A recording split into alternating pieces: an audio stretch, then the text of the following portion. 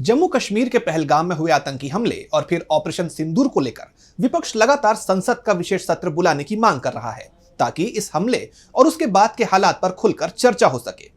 लेकिन सरकार की तरफ से इस मांग को बार बार ठुकराया जा रहा है और अब खबर आ रही है कि सरकार 25 और 26 जून को 1975 के इमरजेंसी की 50वीं एनिवर्सरी के लिए संसद का विशेष सत्र बुलाने की तैयारी कर रहा है।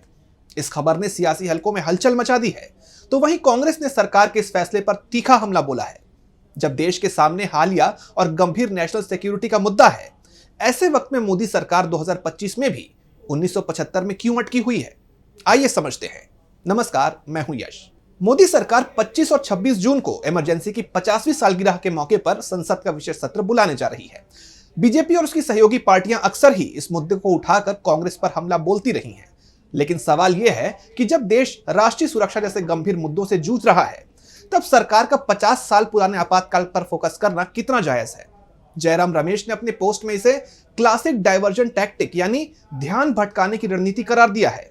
उनका कहना है कि पिछले 11 सालों से देश एक अघोषित आपातकाल में है, जहां सरकार असल मुद्दों से ध्यान हटाकर पुराने विवादों को हवा देने का काम कर रही है। अभी सुनने को आ रहा है कि 25 और 26 जून को, क्योंकि वहाँ इमरजेंसी की 50वीं वर्षगांठ है, उसके लिए एक विशेष सत्र बुलाया जा सकता है।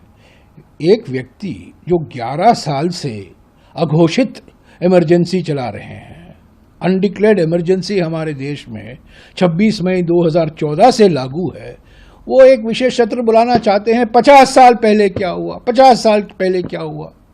तो आज के मुद्दे हैं, आज के मुद्दे, आज के सवाल से ध्यान हटाने के लिए 50वीं वर्षगांठ की बात कर रहे हैं। ठीक है, अगर करना कीजिए। आरएसएस की क्या भूमिका थी, हम उसका पूरा पर्दाफाश लाएंगे। तो आखिर सवाल यह उठता है कि सरकार 2025 में भी 1975 के आपातकाल को इतनी तवज्जो आखिरकार क्यों दे रही है।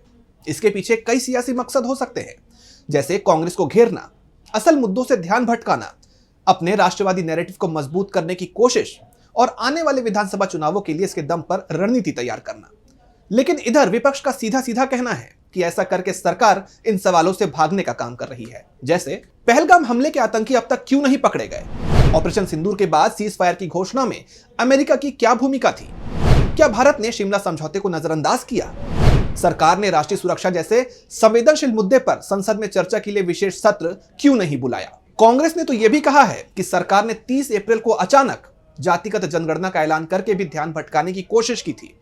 उसका मानना है कि यह सब सरकार की रणनीति का हिस्सा है ताकि जनता का ध्यान असल मुद्दों से हटाया जा सके। दरअसल पहलगाम हमला और ऑपरेशन सिंदूर जैसे मुद्दे देश की सुरक्षा और एकता से जुड़े हुए हैं।